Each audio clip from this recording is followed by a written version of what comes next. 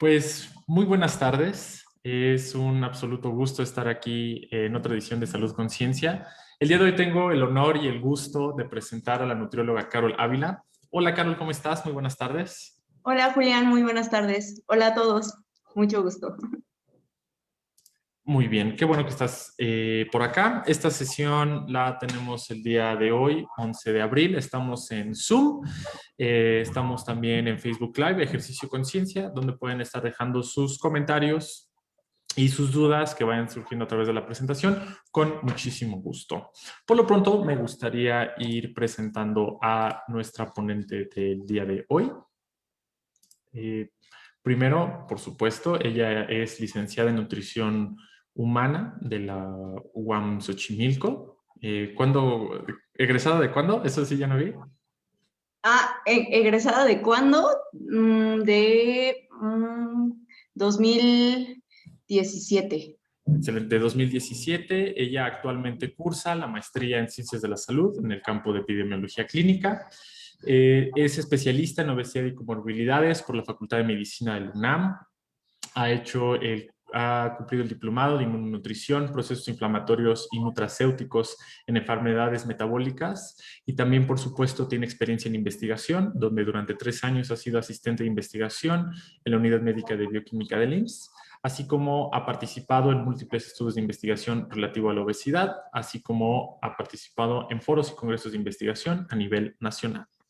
Entonces, es un gusto y un honor estar una vez más aquí contigo, Carol. Para también las personas que nos están viendo, ¿tú das algún tipo de consulta? Sí. Ahorita estoy dando consultas de forma muy organizada con todas las medidas de seguridad, principalmente los fines de semana, el viernes, sábado y a veces en domingo. Excelente, excelente. Para todos los que están viendo, vamos a dejar los datos de contacto de la nutrióloga Carol Ávila al final de la presentación, con mucho gusto, para que gusten contactarla. Pues muy bien, Carol, si te parece bien, podemos arrancar. Si gustas Sí, presentar tu claro que pantalla, sí. por favor. Sí. Para todas las personas que se van uniendo, si tienen cualquier duda o comentario, por favor, déjenlo en el chat, ya sea aquí en Zoom o a través de Facebook, con muchísimo gusto lo estaremos atendiendo. Entonces, pues te cedo la palabra, Carol. Adelante. Muchas gracias. Muchas gracias. A ver, creo que... ya se ve.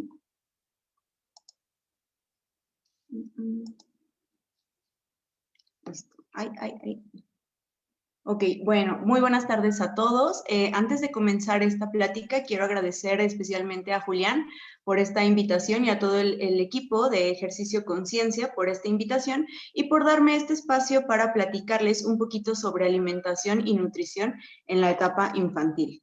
Bueno, para empezar, vamos a ver que la alimentación es un proceso que se inicia al nacimiento, comenzando con la primera experiencia alimentaria y se refuerza con cada alimentación subsecuente. Un alimento puede tener distintos significados para diferentes culturas y esto puede marcar que se consuma o que no se consuma. Este proceso de alimentación se influye por experiencias sensoriales. Estas experiencias sensoriales están relacionadas con la percepción del sabor, con el olor, con el color, la textura, la temperatura y el modo de preparación de un alimento. Ok. Los requerimientos nutricionales de cada individuo dependen en gran parte de sus características genéticas y metabólicas particulares. Durante los primeros años de vida, los niños requieren nutrientes necesarios para alcanzar un crecimiento satisfactorio y principalmente evitar estados de deficiencia y tener las reservas adecuadas para situaciones de estrés metabólico. Una nutrición adecuada permite a estos niños alcanzar su potencial de desarrollo tanto físico como mental. Bueno, ahora vamos a platicar un poquito de la alimentación en las diferentes etapas de la infancia. Primero tenemos que la alimentación de un lactante se basa principalmente en un marco cultural de lo que es la madre y la familia, que son ellos quienes van a determinar qué alimentos se ofrecen, el clima durante la alimentación y principalmente el vínculo que se genera con la persona que lo alimenta. La percepción del sabor de la leche materna es una de las principales experiencias sensoriales de un lactante. La recomendación es que esta lactancia sea lactancia materna exclusiva durante los primeros 6 meses de vida y que ésta sea sostenida hasta los 2 años. Aquí es importante mencionar que se ha descrito algo importante, una relación entre la variabilidad de lo que consume la alimentación materna y el sabor de la leche humana con el desarrollo temprano del apetito. El siguiente punto que vamos a platicar es la alimentación complementaria. Aquí la característica es que comprende una combinación de prácticas para mantener la ingesta de leche materna o alimentación con fórmula y al mismo tiempo mejorar la calidad de vida y la cantidad de otros alimentos que se van incorporando a la dieta. Esta alimentación complementaria se recomienda a partir del 6º mes de vida y, sin embargo, también hay que mencionar que es una práctica muy variable, que también está influenciada por percepciones y hábitos de cultura. Durante esta etapa es importante que se va a dar la preferencia por sabores dulces, por sabores salados, el rechazo a los alimentos agrios, a lo amargo y a todos esos sabores nuevos para los niños. Entonces, aquí los niños van a ver qué alimentos prefieren frente a los que les son familiares o los que no son. Ok, en la alimentación respecto a la edad preescolar, en esta etapa, ¿qué es lo que pasa? Disminuye la velocidad de crecimiento y entonces los niños manifiestan menos apetito. Esto disminuye su volumen de ingesta y el patrón de alimentación que tienen los niños puede ser variable y muchas veces también impredecible. Los niños en esta etapa son muy selectivos. ¿Qué es lo que hacen? Consumen pocas verduras, poca carne, pero hay un alto consumo de golosinas y esto lo que hace es que como que se distraigan entre las comidas y eviten comer cosas muy saludables. Aquí un punto importante es que la familia debe estimular a los niños a compartir la mesa, aun si ellos no desean comer. ¿Esto por qué? Porque ellos empiezan a comprender qué es lo que se come, cuándo es que se come, los diferentes tipos de comida que se ofrecen y que también hay situaciones en donde los alimentos consumidos son diferentes. Por ejemplo, en alguna reunión familiar, en algún festejo, en algún convivio, es diferente a lo que se consume de forma diaria. Aquí en esta etapa los niños seleccionan alimentos y desarrollan sus preferencias y van modulando el desarrollo de lo que son los hábitos alimentarios. Ok, en la edad escolar, bueno, la etapa escolar va desde los 10 años, desde los 6 años hasta los 10 años en las mujeres y hasta los 12 años en los niños. Entonces, en esta etapa hay un aumento de peso que puede ser de 2 a 3 kilos y un crecimiento de 5 a 6 centímetros por año. Las recomendaciones nutricionales en esta etapa deben focalizarse principalmente en cuanto a la calidad de la dieta y los patrones de alimentación más que en algún nutriente en específico. Ok, bueno, cuando hablamos sobre el estado nutricional, vemos que es la consecuencia de un balance entre la ingesta y los requerimientos de macro y micronutrientes en un individuo. Esto está determinado por la edad, por el ritmo de crecimiento, la actividad física y el aumento de las demandas secundarias en alguna patología. Ahora, hay dos conceptos que son muy importantes y que son diferentes. El primero, ¿cuál es el requerimiento de un nutriente? Bueno, esta es la cantidad necesaria para el sostenimiento de las funciones corporales de un organismo humano dirigidas hacia una salud y rendimientos óptimos. Una recomendación nutricional, entonces, es la cantidad de energía y nutrientes que deben contener los alimentos para cubrir los requerimientos de casi todos los individuos saludables en una población. Ok, bueno, como les había mencionado anteriormente, en la etapa preescolar y escolar principalmente el objetivo es centrarnos en la calidad de la dieta. Esto es, hay que alimentar a los niños de una forma adecuada, con una dieta que sea variada y equilibrada. ¿Qué quiere decir esto? Bueno, una dieta equilibrada es cuando se logra combinar todos los grupos de alimentos de las guías alimentarias para la población infantil.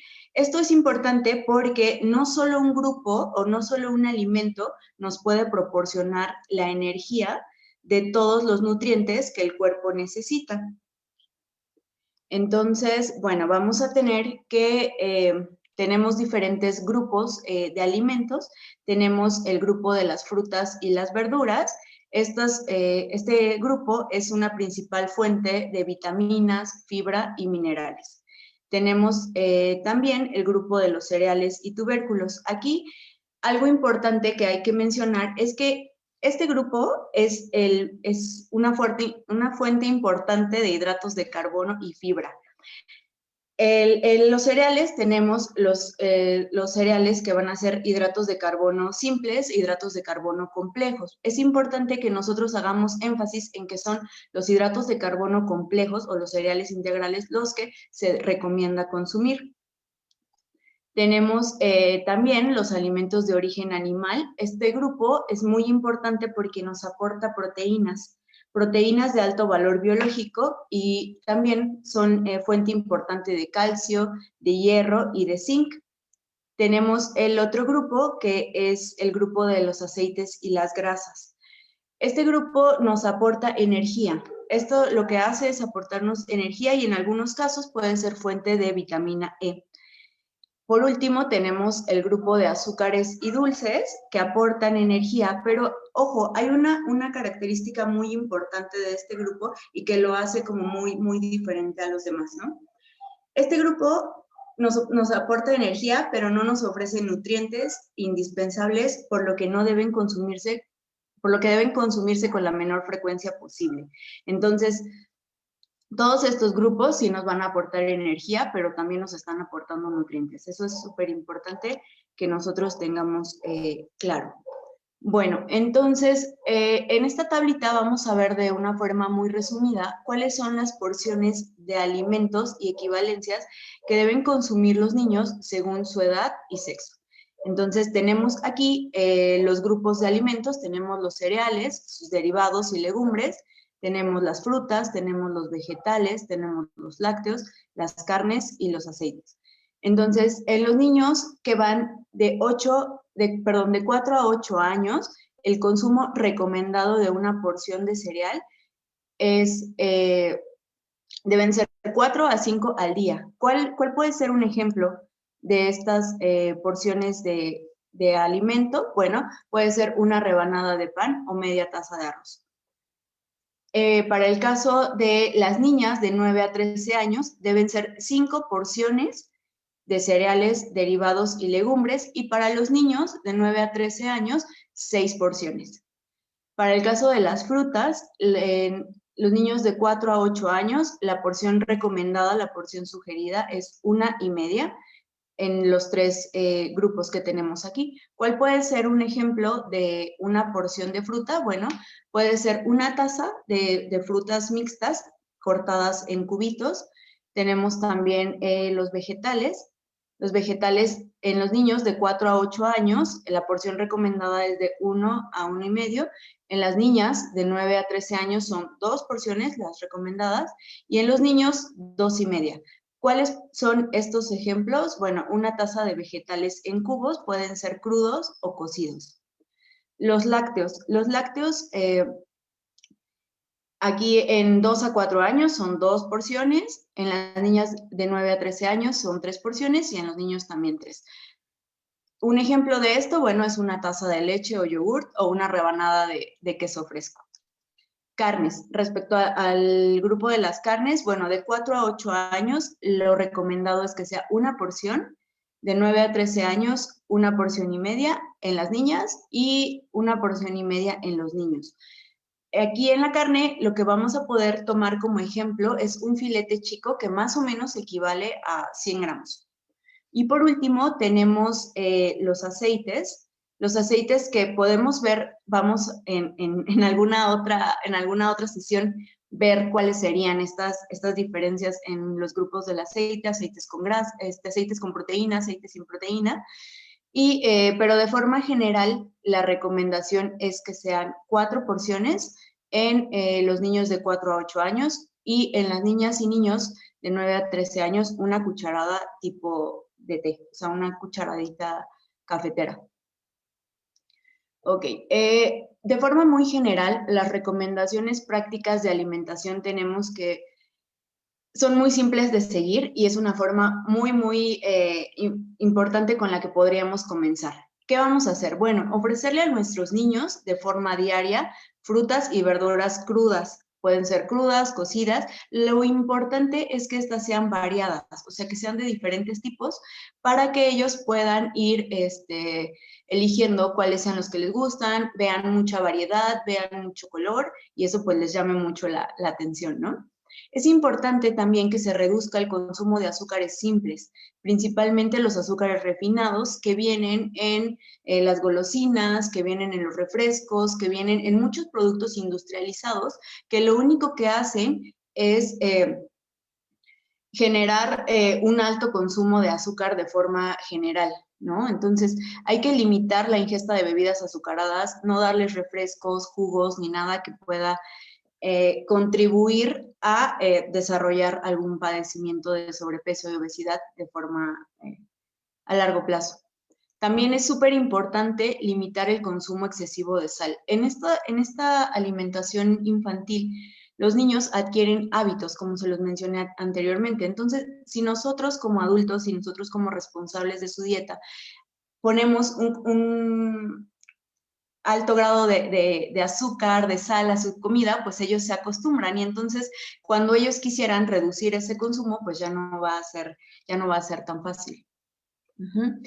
Es importante que también se ofrezca a los niños colaciones saludables, ¿no? Ya ahorita en el recreo o en cualquier tiempo que tienen, pues a lo mejor es práctico ponerles una lechita Tetra Pak, unas galletitas, pero eso no son opciones saludables. ¿Qué es lo que hay que hacer? Bueno, incorporar las frutas, las verduras, los cereales, o sea, hay muchas opciones que pueden ser muy saludables. También es importante que cuidemos las porciones, o sea, no es lo mismo la porción para un adulto que para un niño, incluso como ya lo vimos en la tablita, es diferente en los rangos de edad. Entonces, hay que ser súper cuidadosos con cuáles son las porciones adecuadas para los niños, ¿no?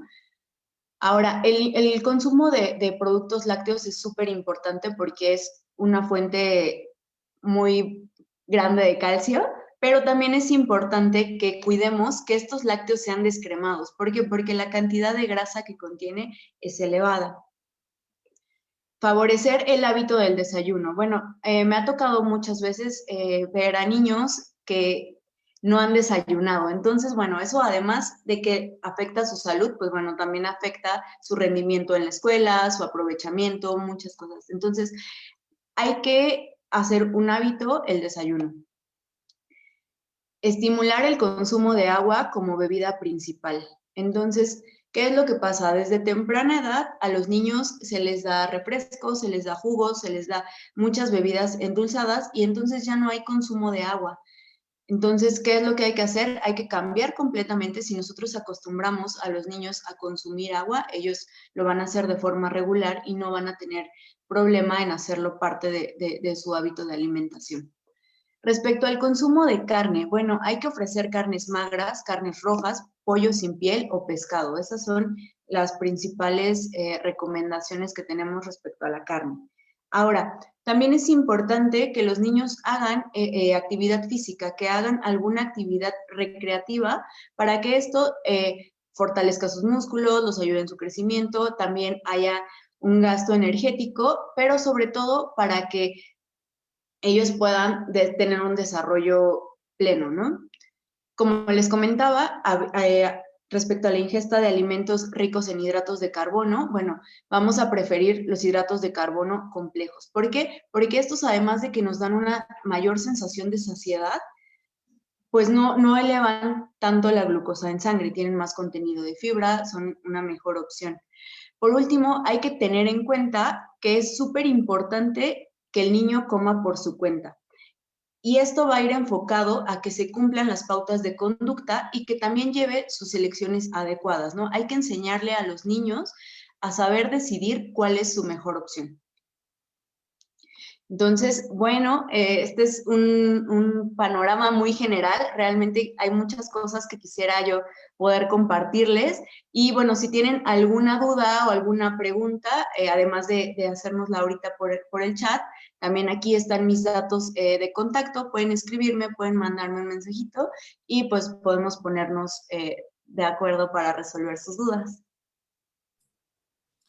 Excelente, muchísimas gracias, Carol. Ha sido un gusto tu presentación muy clara. Qué bueno que tocaste muchos temas bien importantes y justamente al respecto tenemos algunas dudas que si te parece bien, arranco.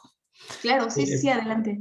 Primero, ¿cuáles son algunas consecuencias de entrar en un estado de deficiencia de nutrientes temprano en la infancia? Bueno, estas principales consecuencias, pues bueno, van a deteriorar su salud a largo plazo, ¿no? O sea, un niño que no está suficiente, si no tiene la cantidad de nutrientes adecuados, bueno, no va a poder crecer, no va a poder desarrollarse completamente y se va a sentir también, pues, de alguna forma enfermo, ¿no? ¿Por qué? Porque no tiene suficiente energía, no puede destacar en la escuela, no puede desarrollarse plenamente. Excelente, muchísimas gracias. Siguiente pregunta, ¿cuáles son buenos alimentos para darle a un bebé después de los 6 meses de lactancia materna?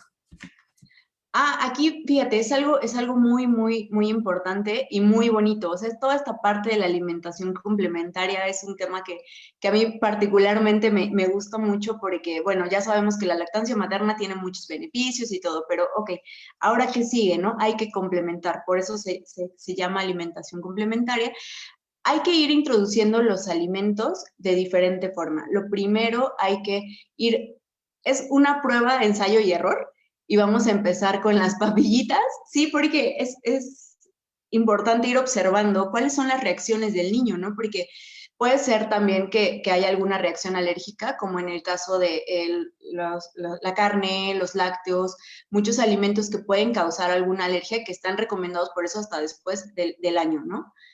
Durante los primeros, después de los 6 meses, podemos empezar con papillitas de verduras, papillitas de fruta, así en porciones muy pequeñas, ir dándosela a los niños para que la vayan probando, vayan viendo si les gusta, si a lo mejor le cayó pesado.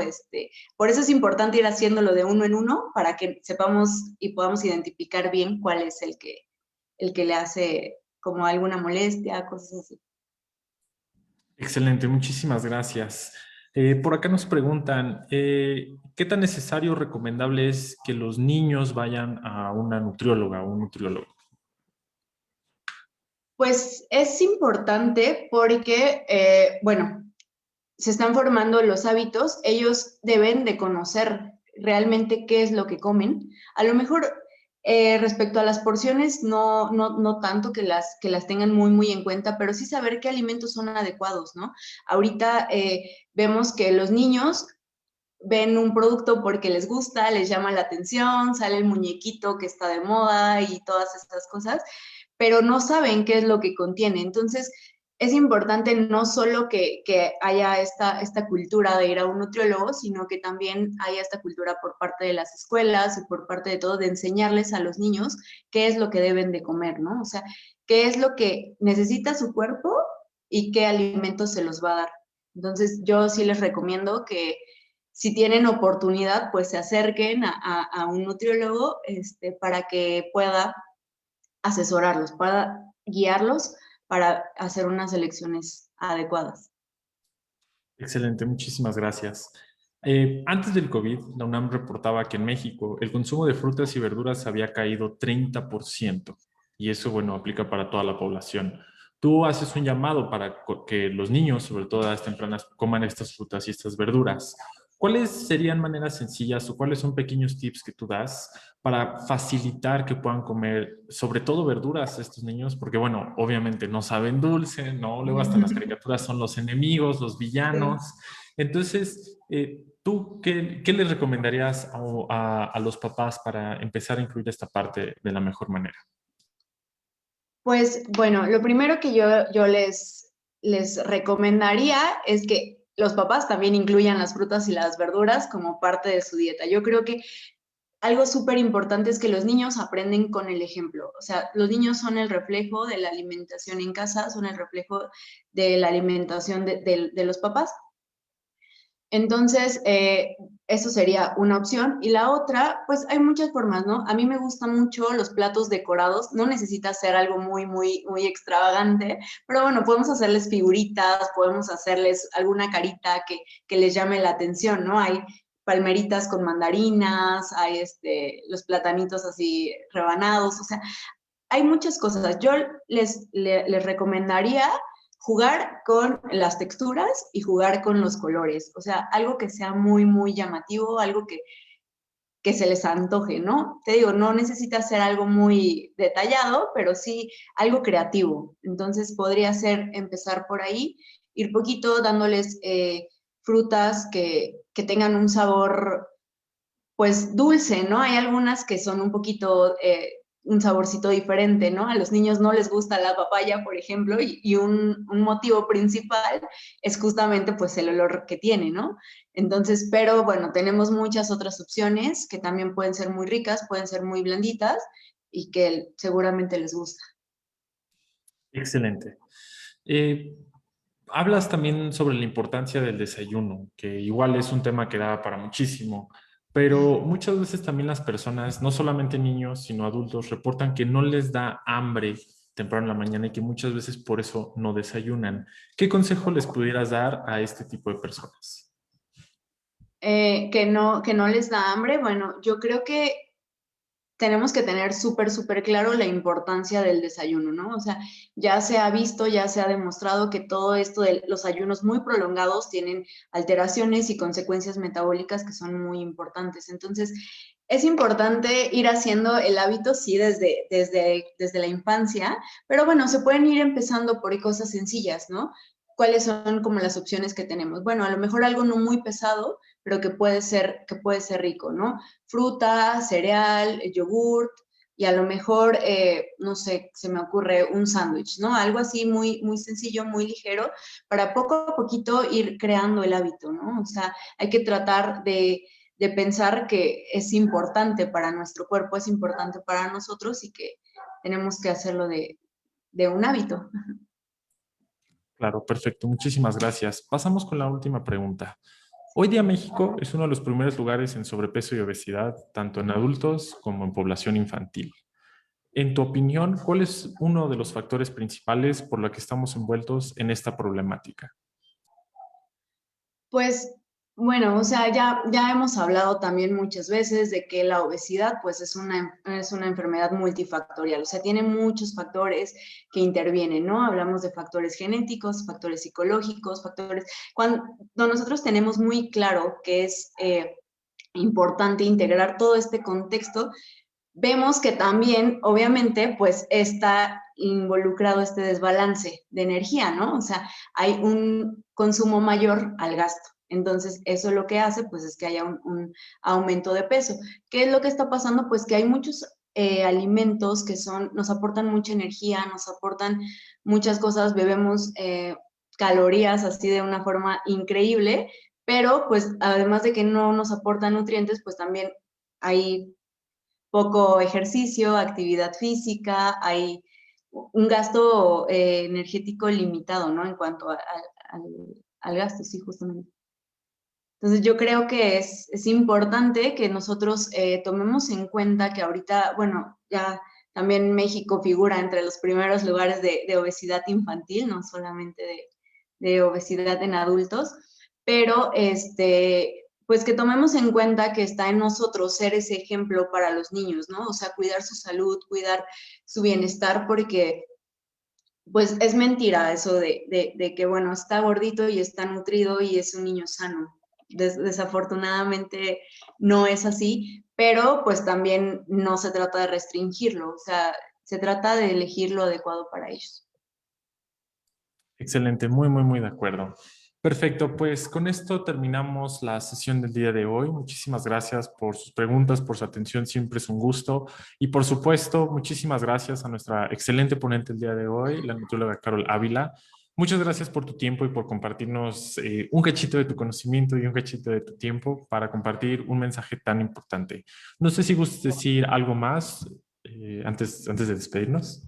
No, solamente nuevamente agradecerte a ti y a todo tu equipo por este espacio. Es un proyecto muy bonito y bueno, esperamos en algún otro momento compartirles un poquito más sobre algún otro tema. Son cosas muy interesantes, son cosas muy bonitas y que pues se hace con gusto. Muchísimas gracias, muchísimas gracias. Siempre un placer. Pues muchísimas gracias por su tiempo. Ya saben, todos los domingos, 6 de la tarde, tenemos esto que es Salud Conciencia. La próxima semana tendremos a la investigadora biomédica Valeria Eliosa, que nos hablará sobre células troncales. Entonces, no se lo pierdan. Aquí nos vemos domingo 6 de la tarde.